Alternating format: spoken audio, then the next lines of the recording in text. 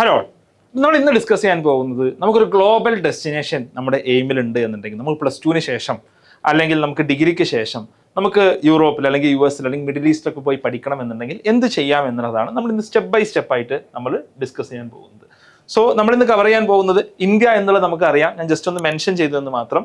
Global admissions US, Europe ഇത്തരം സ്ഥലങ്ങളിൽ നമ്മൾ എങ്ങനെയാണ് അപ്ലൈ ചെയ്യേണ്ടത്, എവിടെയാണ് ഫ്രീ ആൻഡ് അഫോർഡബിൾ എഡ്യൂക്കേഷൻ ലഭിക്കുന്നത്, ഒരു സ്മാർട്ടർ പാത്ത് എന്താണ് എന്നുള്ളതാണ് നമ്മൾ ഡിസ്കസ് ചെയ്യാൻ പോകുന്നത്.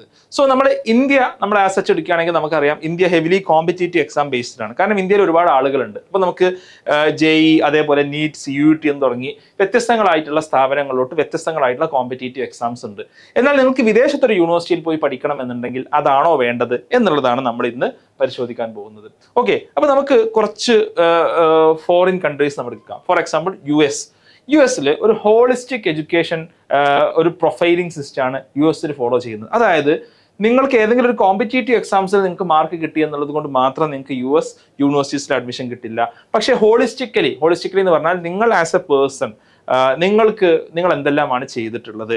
ഫോർ എക്സാമ്പിൾ ഇപ്പോൾ SAT, ACT എന്നുള്ളത് ഇത് രണ്ടും ഒരു കോമ്പറ്റേറ്റീവ് എക്സാമാണ്. Competitive exam in the sense US college board നടത്തുന്ന എക്സാമാണ് SAT എന്നുള്ളത്. അതിന് മാത്സും ഇംഗ്ലീഷുമാണ് ചോദിക്കാറുള്ളത്. കേരളത്തിൽ വരെ US കോളേജ് ബോർഡിന്റെ സെന്റേഴ്സ് ഉണ്ട്. അപ്പോൾ വർഷത്തിൽ 6 തവണ SAT എക്സാം നടക്കാറുണ്ട്. അപ്പോൾ എല്ലാ യൂണിവേഴ്സിറ്റിയും SATയുടെ സ്കോർ, ഏറ്റവും കൂടുതൽ സ്കോർ എന്നുള്ളത് നോക്കുന്നതിന് പകരം SATയിൽ ഒരു 1400 നിങ്ങൾ വാങ്ങിയിട്ടുണ്ടോ, 1450 നിങ്ങൾ വാങ്ങിയിട്ടുണ്ടോ, ഇതാണ് നോക്കുക. ഒരു ബേസിക് ക്രൈറ്റീരിയ, നിങ്ങൾക്ക് ഒരു ബേസിക് മിനിമം നിങ്ങൾ അതിൽ വാങ്ങിയിട്ടുണ്ടോ. അപ്പോൾ നിങ്ങളുടെ ഇംഗ്ലീഷും മാത്സും അത്യാവശ്യം, നിങ്ങളുടെ കോംപ്രഹെൻഷൻ എബിലിറ്റിയും നിങ്ങളുടെ ക്വാണ്ടിറ്റേറ്റീവ് എബിലിറ്റിയും അത്യാവശ്യം സ്ട്രോങ് ആണ് എന്നുള്ളത് മനസ്സിലാവും. അതേ പ്ലസ് GPA അല്ലെങ്കിൽ നമ്മുടെ ഗ്രേഡ്സ്, നമ്മുടെ മാർക്സ് എന്ത് ചെയ്യും നോക്കും. അപ്പോൾ നിങ്ങൾ അക്കാഡമിക്കലി സ്ട്രോങ് ആണോ, അല്ലെങ്കിൽ മാത്സ് ഇംഗ്ലീഷിൽ നിങ്ങൾ എവിടെ എത്തി നിൽക്കുന്നു എന്നുള്ളത്. പിന്നെ നിങ്ങളുടെ ഒരു essay അല്ലെങ്കിൽ പേഴ്സണൽ സ്റ്റോറി, നിങ്ങൾക്ക് ഒരു യൂണിവേഴ്സിറ്റി നിങ്ങൾ അപ്ലൈ ചെയ്യുമ്പോൾ ചിലപ്പോൾ നിങ്ങൾ ഏതെങ്കിലും ഒരു ടോപ്പിക്കിൽ essay എഴുതേണ്ടി വരും, അല്ലെങ്കിൽ ഒരു സ്റ്റേറ്റ്മെന്റ് ഓഫ് പർപ്പസ് എഴുതേണ്ടി വരും, റൈറ്റ്. അപ്പോൾ നിങ്ങൾ എന്തുകൊണ്ടാണ് നിങ്ങൾ അത്തരം യൂണിവേഴ്സിറ്റീസിലോട്ട് നിങ്ങൾ അപ്ലൈ ചെയ്യുന്നത്.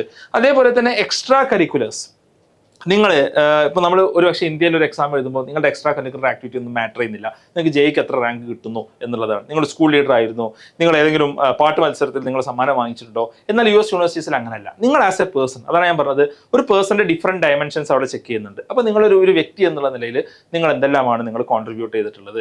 നിങ്ങൾ മേ ബി ഒരു മോഡൽ യുണൈറ്റഡ് നേഷൻസിന് പോയിട്ടുണ്ടോ, നിങ്ങളൊരു NGOക്ക് വേണ്ടിയിട്ട് നിങ്ങൾ വർക്ക് ചെയ്തിട്ടുണ്ടോ, റൈറ്റ്. ഇത്തരത്തിലുള്ള പല കാര്യങ്ങൾ അവർ പരിഗണിക്കും. നിങ്ങൾ ഇന്റേൺഷിപ്പ് ചെയ്തിട്ടുണ്ടോ, പ്രൊജക്ട് ചെയ്തിട്ടുണ്ടോ.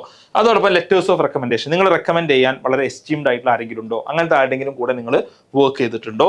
പിന്നെ ഫൈനാൻഷ്യൽ എയ്ഡ് പല യൂണിവേഴ്സിറ്റീസിലും അവൈലബിൾ ആണ്, ചില യൂണിവേഴ്സിറ്റീസിലൊന്നും അവൈലബിളും അല്ല.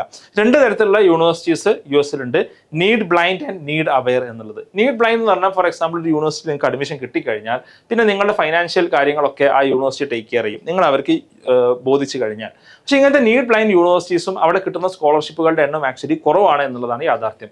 നീഡ് അവെയർ എന്ന് പറഞ്ഞാൽ നിങ്ങൾ അപ്ലിക്കേഷന്റെ പുറമെ തന്നെ നിങ്ങൾക്ക് അതിനുള്ള ഒരു ഫൈനാൻഷ്യൽ കേപ്പബിലിറ്റി ഉണ്ട്. കാരണം എത്രയാണ് ഈ ഫൈനാൻഷ്യൽ കേപ്പബിലിറ്റി കുറിച്ച് നമ്മൾ സംസാരിക്കുന്നത്, ഒരു $50K to $85K per year ആണ് ടോട്ടൽ കോസ്റ്റ് ഇൻക്ലൂഡിങ് എവറിത്തിങ് നിങ്ങൾക്ക് വരിക.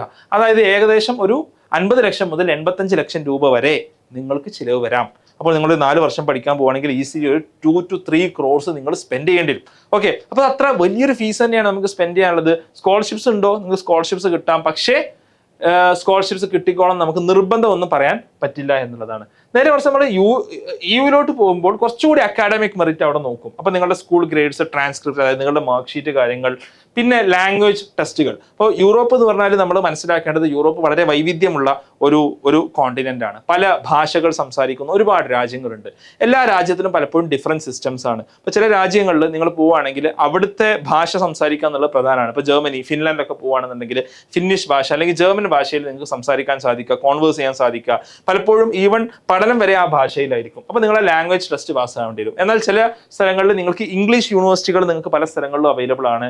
അപ്പോൾ നിങ്ങൾക്ക് ഒരു മോട്ടിവേഷൻ ലെറ്റർ വേണ്ടി വരും. ചില യൂണിവേഴ്സിറ്റികളിലെങ്കിലും സബ്ജക്ട് സ്പെസിഫിക് ആയിട്ടുള്ള എൻട്രൻസ് എക്സാംസ്, അതിനൊരു മിനിമം സ്കോർ എന്നുള്ള ക്രൈറ്റീരിയ ഉണ്ട്. And many programs are in English. പല പ്രോഗ്രാംസ് ഇംഗ്ലീഷിലുണ്ട്. നമ്മൾ ഈ US-മായി കമ്പയർ ചെയ്യുമ്പോൾ കുറച്ചുകൂടി ലോവർ ഫീസ്, നിങ്ങൾക്ക് മേ ബി ഒരു 15 to 20 lakhs നിങ്ങൾക്ക് ഒരു പക്ഷേ നിങ്ങൾക്ക് യൂറോപ്പിൽ പഠിക്കാൻ സാധിക്കും, ഒരു ആനുവൽ ഫീസ് എന്നുള്ളത്. എന്നാൽ 0 ഫീസുള്ള കൺട്രീസ് ഉണ്ട്. അത് ഏതൊക്കെയാണ് എന്നുള്ളത് ഞാൻ അടുത്തതായിട്ട് പറയാം. പക്ഷേ ഇവിടെ ഈ കോസ്റ്റ് നമ്മൾ കണക്ക് കൂട്ടുമ്പോൾ നമ്മളൊരു ആനുവൽ ഫീസ് മാത്രമല്ല നമ്മൾ കണക്ക് കൂട്ടേണ്ടത്. പിന്നെ എന്താണ്, നമ്മൾ അവിടുത്തെ ഒരു ലിവിങ് എക്സ്പെൻസ് കൂടി നിങ്ങൾ എന്ത് ചെയ്യേണ്ടതുണ്ട്, നിങ്ങൾ നോക്കേണ്ടതുണ്ട്. എസ്പെഷ്യലി നിങ്ങൾ ഫോർ എക്സാമ്പിൾ നോർഡിക് രാജ്യങ്ങളിൽ, അതായത് നിങ്ങൾ ഫിൻലാൻഡ് അല്ലെങ്കിൽ സ്വീഡൻ ഇത്തരം രാജ്യങ്ങളൊക്കെ പോകണമെങ്കിൽ cost of living is very high. Okay, മറ്റ് യൂറോപ്യൻ രാജ്യങ്ങളിൽ കമ്പാരിറ്റീവ്ലി കുറച്ച് കുറവാണ്. പക്ഷേ നമ്മൾ അതിനുള്ള ഒരു പണം കൂടി നമ്മൾ എന്ത് ചെയ്യേണ്ടതുണ്ട്, നമ്മൾ കാണേണ്ടതുണ്ട്. ഇനി യു കെ ഇപ്പോൾ യൂറോപ്യൻ യൂണിയന് പുറത്താണ്. യു കെയിൽ UCAS എന്ന് പറയുന്ന എല്ലാ യൂണിവേഴ്സിറ്റീസിനും അപ്ലൈ ചെയ്യാനുള്ള ഒരു സിസ്റ്റമാണുള്ളത്. അപ്പോൾ നിങ്ങളുടെ ഗ്രേഡ്സ് ക്രിട്ടിക്കലാണ്. പേഴ്സണൽ സ്റ്റേറ്റ്മെന്റ് നേരത്തെ പറഞ്ഞ പോലെ പ്രധാനമാണ്. നിങ്ങൾക്ക് 5 യൂണിവേഴ്സിറ്റികളിൽ ചോയ്സ് കൊടുത്തിട്ട് നിങ്ങൾക്ക് UCAS വെബ്സൈറ്റ് വഴി നിങ്ങൾക്ക് അപ്ലൈ ചെയ്യാൻ സാധിക്കും. നിങ്ങളുടെ ടീച്ചേഴ്സിന്റെ ഒക്കെ റെഫറൻസ് വളരെ പ്രധാനമാണ്. പല ടോപ്പ് യൂണിവേഴ്സിറ്റീസിനും ഇന്റർവ്യൂസ് ഉണ്ട്. എഗെയിൻ ഒരു 20K to 40K യൂറോസ്, അതായത് എഗെയിൻ ഒരു 2 lakhs to 20 lakhs to 40 lakhs, 2 lakhs അല്ല 20 lakhs to 40 lakhs നിങ്ങൾ സ്പെൻഡ് ചെയ്യേണ്ടതായിട്ട് വരും. Okay, right. അപ്പോൾ സ്വാഭാവികമുള്ള ചോദ്യമാണ്, എന്നാൽ ഫ്രീ ആയിട്ട് പഠിക്കാവുന്ന രാജ്യങ്ങളുണ്ടോ? കുറച്ച് രാജ്യങ്ങളെല്ലാം ഉണ്ട്. ഒന്ന് ജർമ്മനിയാണ്. ജർമ്മനിയിലെ പബ്ലിക് യൂണിവേഴ്സിറ്റീസ് എന്താണ്, പൊതുവെ ട്യൂഷൻ ഫീസ് വളരെ കുറഞ്ഞ അല്ലെങ്കിൽ ഓൾമോസ്റ്റ് സീറോ ആയിട്ടുള്ള യൂണിവേഴ്സിറ്റീസ് ഉണ്ട്. പക്ഷേ നിങ്ങൾ പല സ്ഥലങ്ങളിലും നിങ്ങൾ ടെസ്റ്റ് ഡാഫ് എന്ന് പറയുന്നത് ഒരു ജർമ്മനിയിലോട്ടുള്ള ജർമ്മൻ ലാംഗ്വേജിന്റെ ഒരു ബേസിക് ടെസ്റ്റ് ആണ്. ഇത്തരം ടെസ്റ്റുകൾ നിങ്ങൾ പാസ്സാവേണ്ടി വരും. അതേപോലെ തന്നെ ഇംഗ്ലീഷ് പ്രോഗ്രാംസ് ഉള്ള യൂണിവേഴ്സിറ്റീസ് ജർമ്മനിയിലുണ്ട്. പിന്നെ നിങ്ങൾ പല ജർമ്മൻ യൂണിവേഴ്സിറ്റീസും ചിലപ്പോൾ നിങ്ങളൊരു ഫൗണ്ടേഷൻ പ്രോഗ്രാം, ജർമ്മൻ ഭാഷയിലുള്ള ഫൗണ്ടേഷൻ പ്രോഗ്രാം നിങ്ങൾ ചെയ്യേണ്ടി വരും. ഫിൻലാൻഡ് യൂറോപ്യൻ യൂണിയനിലുള്ള ആളുകൾക്ക് ഫ്രീ ആണ്. നോൺ EU കൺട്രീസിന് ഫീസ് വേരീസ്. പക്ഷേ സ്കോളർഷിപ്സ് പലപ്പോഴും അവൈലബിൾ ആണ്. എൻട്രൻസ് എക്സാം പല പ്രോഗ്രാംസിനുണ്ട്. ഒരുപാട് ഞാൻ വിസിറ്റ് ചെയ്തിട്ടുള്ള സ്ഥലമാണ് ഫിൻലാൻഡ്. അപ്പോൾ ഒരുപാട് നല്ല യൂണിവേഴ്സിറ്റീസ് ഉള്ള സ്ഥലമാണ് ഫിൻലാൻഡ്. ഓക്കെ, പക്ഷേ again Finland cost of living എന്നുള്ളത് വളരെ കൂടുതലാണ്. ഇപ്പോൾ ജർമ്മനിയിലാണെങ്കിലും ഫീസ് 0 ആണെങ്കിലും കോസ്റ്റ് ഓഫ് ലിവിംഗ് എന്നുള്ളത് നമ്മൾ പലപ്പോഴും പരിഗണിക്കേണ്ട ഒരു ഫാക്ടറാണ്. ഒരു മാസം നമ്മൾ ജീവിച്ച് പോകണം എന്നുണ്ടെങ്കിൽ എത്ര രൂപ നമുക്ക് റെന്റും അതേപോലെ ഭക്ഷണത്തിനൊക്കെ ചിലവ് വരും എന്നുള്ളത്. Right. Norway again 0 tuition fees ഉള്ള ഇതാണ്. പക്ഷേ നിങ്ങൾ ലിവിംഗ് കോസ്റ്റ് നോക്കിയാൽ ഒരു 12K പെർ ഇയർ, അതായത് ഒരു 12 ലക്ഷം പെർ ഇയർ നമ്മൾ ലിവിംഗ് കോസ്റ്റ് വരും. ഓക്കെ, അപ്പോൾ 4 വർഷം ജീവിക്കണം എന്നുണ്ടെങ്കിൽ തന്നെ ഏകദേശം 50 ലക്ഷം രൂപ നമുക്ക് വേണം എന്നുള്ളതാണ്. ഇംഗ്ലീഷ് പ്രൊഫഷൻസി ആവശ്യമുണ്ട്. ചെക്ക് റിപ്പബ്ലിക്കിൽ ചെക്ക് ലാംഗ്വേജിലുള്ള കോഴ്സസ് നിങ്ങൾക്ക് ഫ്രീ ആണ്. ഒരുപാട് ചാൾസ് യൂണിവേഴ്സിറ്റി പോലുള്ള വളരെ പഴയ യൂണിവേഴ്സിറ്റീസ് ഉണ്ട്. ഇംഗ്ലീഷ് പ്രോഗ്രാംസിന് ഒരു നോമിനൽ ആയിട്ടുള്ള ഫീൽഡ് ഇപ്പോൾ നമ്മൾ കമ്പയർ ചെയ്യുമ്പോൾ ഒരു 2 to 5K പെർ ഇയർ എന്ന് പറയുമ്പോൾ ഏകദേശം ഒരു 5 lakh വരെയുള്ള ഫീസ് എന്ത് ചെയ്യുന്നുണ്ട് അവിടെ ഉണ്ട് എന്നുള്ളതാണ്. ഇനി GCCയിൽ ഒരു US സ്റ്റൈൽ അഡ്മിഷനാണ് പല യൂണിവേഴ്സിറ്റീസും ഫോളോ ചെയ്യുന്നത്. പക്ഷേ പലപ്പോഴും ഫണ്ടിങ് കുറച്ചുകൂടി കൂടുതലാണ്. ഇപ്പോൾ MBZUI ഞാൻ പോയ യൂണിവേഴ്സിറ്റിയാണ് Mohamed bin Zayed university of artificial intelligence. അവിടെ full tuition plus stipend plus housing free ആയിട്ട് BSc in AI എന്ന് പറഞ്ഞ കോഴ്സിന് കൊടുക്കുന്നുണ്ട്. പക്ഷേ ഈ സെലക്ഷൻ ക്രൈറ്റീരിയ നിങ്ങൾക്ക് ഒരു മാത്ത് ഒളിമ്പ്യാഡൊക്കെ ക്വാളിഫൈ ചെയ്ത ആളുകളാണ് അവർ അഡ്മിറ്റ് ചെയ്യുന്നത്. ഓക്കെ, അപ്പോൾ സ്ട്രോങ് മാത്ത് CS ബാക്ക്ഗ്രൗണ്ട് ഉള്ള ആളുകൾക്ക് ഫുള്ളി ഫണ്ടഡ് ആയിട്ട് പഠിക്കാൻ സാധിക്കും. അതേപോലെ തന്നെ KFUPM King Fahd University of Petroleum and Mining സൗദിയിലെ ദഹ്റാനിലുള്ള യൂണിവേഴ്സിറ്റിയാണ്. അവിടെയും ഫുൾ ട്യൂഷൻ ഫീസ് ഒക്കെ ഫ്രീ ആയി നൽകുന്നുണ്ട്. അവിടെയും ഹൈസ്കൂൾ അതേപോലെ SAT സ്കോർസ്, ഒളിമ്പ്യാഡ്, സ്റ്റെമ്മിലുള്ള എക്സലൻസ് ഒക്കെയാണ് പരിഗണിക്കുക. 3-4 അഡ്മിഷൻ ക്രൈറ്റീരിയാസ് KFUPM-ലുണ്ട്. നിങ്ങൾ വെബ്സൈറ്റ് പോയി എടുത്ത് നോക്കാം.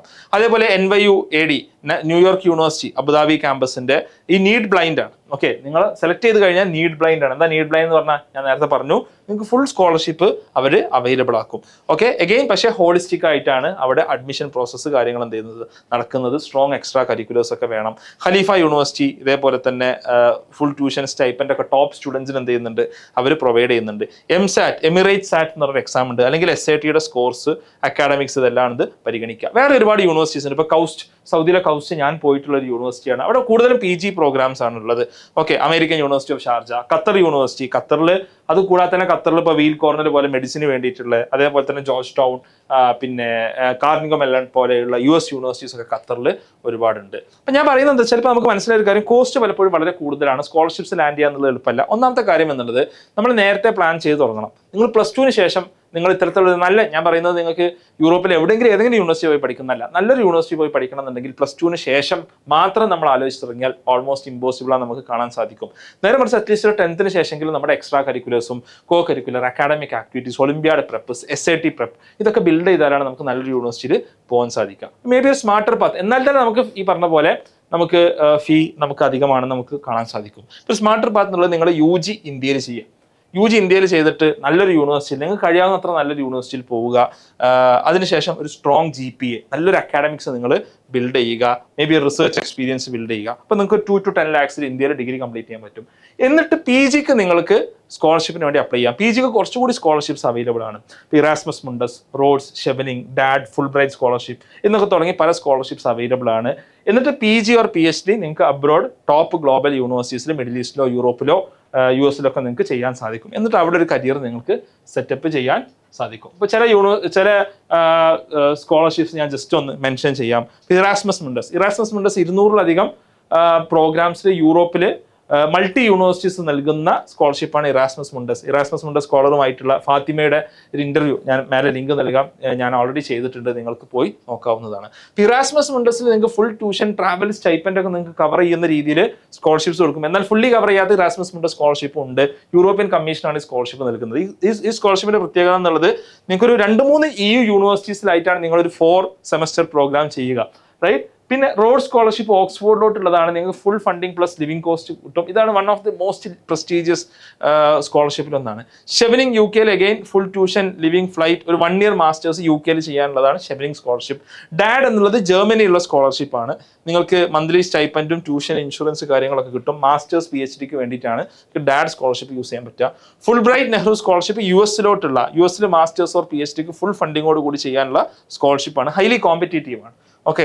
പിന്നെ കോമൺവെൽത്ത് എന്നുള്ളത് കോമൺവെൽത്ത് രാജ്യങ്ങൾ, ഇന്ത്യ അതിൽ പെട്ടതാണ്. അപ്പോൾ കോമൺവെൽത്ത് രാജ്യങ്ങളിലുള്ള സ്കോളർഷിപ്പാണ് കോമൺവെൽത്ത് സ്കോളർഷിപ്പ് എന്നുള്ളത്. നിങ്ങൾക്ക് full funding plus air fair നിങ്ങൾക്ക് കിട്ടും. അപ്പോൾ ഈ സ്കോളർഷിപ്സ് കിട്ടണം എന്നുണ്ടെങ്കിൽ നിങ്ങൾ നോട്ട് ചെയ്യേണ്ട കുറച്ച് കാര്യങ്ങൾ. അപ്പോൾ ഇത് ഹൈസ്കൂൾ സ്റ്റുഡൻസും ഹയർ സെക്കൻഡറി സ്റ്റുഡൻസും ഒക്കെ നോട്ട് ചെയ്യേണ്ടത് നല്ല അക്കാഡമിക് എക്സലൻസ്, നല്ലൊരു GPA അല്ലെങ്കിൽ നമ്മുടെ മാർക്ക് അല്ലെങ്കിൽ ഗ്രേഡിംഗ് നേടാൻ ശ്രമിക്കുക. അതേപോലെ നിങ്ങൾ UGക്കൊക്കെ പോവുകയാണെങ്കിൽ നിങ്ങൾ റിസർച്ച് ഏർലി, സെക്കൻഡ് ഇയറിൽ നമുക്കൊരു UG പ്രോഗ്രാം കഴിഞ്ഞ് നമുക്ക് റിസർച്ച് പേപ്പർ ഉണ്ട്, അല്ലെങ്കിൽ ഒരു കോൺഫറൻസ് പ്രൊസീഡിംഗ് ഉണ്ട്. നമ്മുടെ ഒരു പ്രൂഫ് ഓഫ് വർക്ക് ഉണ്ടാവുക എന്നുള്ളത് പ്രധാനമാണ്. ഒരു സ്ട്രോങ് SOP, നിങ്ങൾ എന്തിനാണ് അവിടെ പോകുന്നത്, what is your statement of purpose, നിങ്ങളൊരു ഡിഗ്രി അവിടെ പോയി എടുക്കുന്നത് എന്തിനാണെന്നുള്ളത് നമുക്ക് സ്ട്രോങ് ആയിട്ട് പ്രസന്റ് ചെയ്യാൻ സാധിക്കണം. റെക്കമെൻഡേഷൻ ലെറ്റേഴ്സ്, നല്ല പ്രൊഫസേഴ്സുമായിട്ട് നിങ്ങൾ റിലേഷൻസ് ബിൽഡ് ചെയ്യുക. അപ്പോൾ ഞാൻ ഒരു ഉദാഹരണം പറയുകയാണ്. നിങ്ങളിപ്പോൾ ഒരു കേരളത്തിലൊരു എഞ്ചിനീയറിംഗ് കോളേജിൽ നിങ്ങൾ പഠിക്കുകയാണ്. നിങ്ങൾക്ക് മേ ബി IIT എത്താൻ സാധിച്ചിട്ടില്ല, പക്ഷേ IIT ഒരു സമ്മർ റിസർച്ച് പ്രോഗ്രാമിന് നിങ്ങൾക്ക് പോകാൻ സാധിക്കും, അല്ലെങ്കിൽ IISc സമ്മർ റിസർച്ച് പ്രോഗ്രാമിന് പോകാൻ സാധിക്കും. അവിടെ ഒരു പ്രൊഫസർ കൂടെ നിങ്ങൾ വർക്ക് ചെയ്യുമല്ലോ. ആ പ്രൊഫസർ നിങ്ങൾ റെക്കമെൻഡ് ചെയ്യുകയാണെന്നുണ്ടെങ്കിൽ you will get an advantage. കാരണം ആ പ്രൊഫസർ മിക്കവാറും ഏതെങ്കിലും ഒരു US അല്ലെങ്കിൽ UK ബേസ്ഡ് യൂണിവേഴ്സിറ്റിയിലൊക്കെ പഠിച്ച ആളായിരിക്കും.